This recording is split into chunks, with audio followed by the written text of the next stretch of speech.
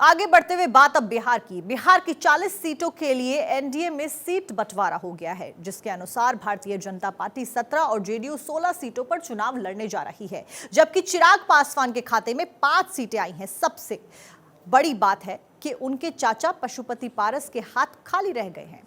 हमारी खास रिपोर्ट के जरिए देखिए।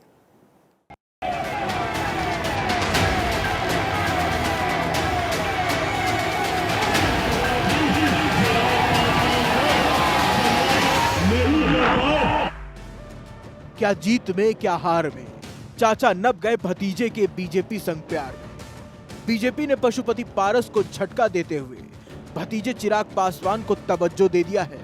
जी हां, बिहार में एनडीए की सीट शेयरिंग फॉर्मूला सामने आ गया है, जिसके बाद से सूत्रों से मिली जानकारी के मुताबिक पशुपति पारस जल्द ही केंद्रीय कैबिनेट से इस्तीफा दे सकते हैं। बिहार एनडीए ने सीट बंटवारे पर सहमति बना ली है। सीट शेयरिंग फॉर्मूले के तहत बिहार की 40 में से 17 सीटों पर बीजेपी, 16 पर जेडीयू, 5 पर एलजेपी आर और बची 2 सीटों में से एक पर हिंदुस्तानी आवामी मोर्चा और उपेंद्र कुशवाहा की राष्ट्रीय लोक मोर्चा चुनाव लड़ेगी।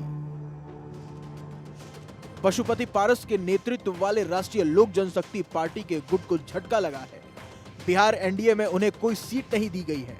हालांकि पशुपति पारस के भतीजे चिराग पासवान की लोक जनशक्ति रामविलास पार्टी को 5 सीटें देकर महत्व दिया गया है। लोजपा रामविलास वैशाली, हाजीपुर, समस्तीपुर, खगड़िया और जमुई से चुनाव लड़ेगी। आपको बता दें कि रामविलास पासवान के निधन के बाद से एलजेपी में टूट पड़ गई थी। एक गुट चिराग पासवान ने बना लिया था, तो दूसरा गुट उनके चाचा पशुपति पारस ने बनाया था। माना जा रहा था कि ये सारा खेल एक सीट पर लड़ने की जिद के कारण बिगड़ गया। दरअसल पशुपति पारस हाजीपुर सीट मांग रहे थे, जबकि यही सीट चिराग पासवान भी मांग रहे थे।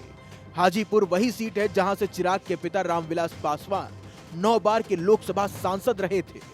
2019 में पशुपति पारस यहां से पहली बार चुनाव जीतकर लोकसभा पहुंचे थे। हाजीपुर सीट रामविलास पासवान की पहचान से जुड़ी है, लेकिन अब जब रामविलास पासवान ही नहीं है, तो उनकी हाजीपुर सीट पर चाचा पशुपति पारस और भतीजे चिराग ने दावा ठोक दिया है। पशुपति पारस यहां से मौजूदा सांसद हैं, जबकि चिराग अभी भी जमुई सीट से सांसद हैं। रामविलास पासवान की विरासत को आगे बढ़ाने के लिए दोनों हाजीपुर सीट से चुनाव लड़ना चाहते हैं। अब चूंकि साफ हो गया है कि पशुपति पारस को एनडीए ने यह सीट नहीं दी है, तो माना जा रहा है कि वो जल्द ही केंद्रीय मंत्री पद से इस्तीफा दे सकते हैं। पशुपति पारस कई मौके पर कह चुके हैं कि वो किसी भी कीमत पर हाजीपुर सीट से कोई समझौता नहीं करेंगे।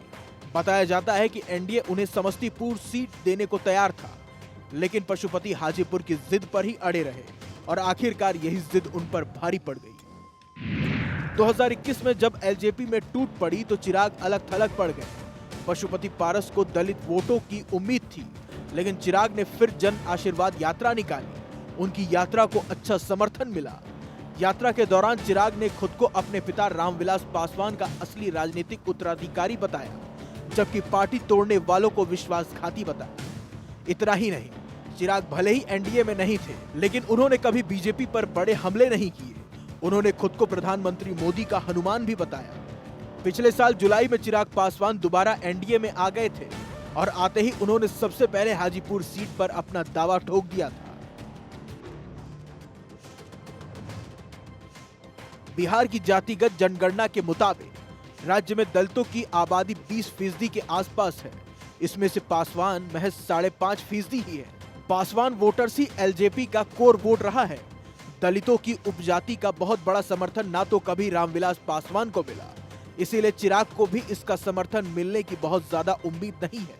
लेकिन चिराग के आने से एनडीए को 5 से 6% वोट मिलने का अनुमान है, जो उसके लिए बूस्टर डोज की तरह काम करेगा।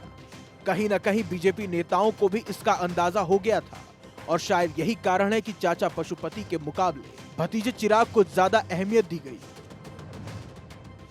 अब यह तय हो चुका है कि हाजीपुर से चिराग पासवान लड़ेंगे। हालांकि पशुपति भी इसी सीट से लड़ने की जिद कर रहे हैं। अगर पशुपति एनडीए से अलग होकर हाजीपुर से चुनाव लड़ते हैं तो इससे चिराग को भी नुकसान हो सकता है। लेकिन माना जाता है कि रामविलास पासवान के निधन के बाद पशुपति पारस ने चिराग के साथ जिस तरह से बर्ताव किया था, उससे राज्य में उन्हें लेकर सहानुभूति है और इसका उन्हें फायदा भी मिल सकता है। तो वहीं पशुपति पारस ने भी इशारा कर दिया था कि अगर उनकी पार्टी को उचित सम्मान नहीं मिला तो वो एनडीए से बाहर निकल सकते हैं। उन्होंने कहा था कि उनकी पार्टी कहीं भी जाने को स्वतंत्र है और उनके दरवाजे खुले हुए हैं।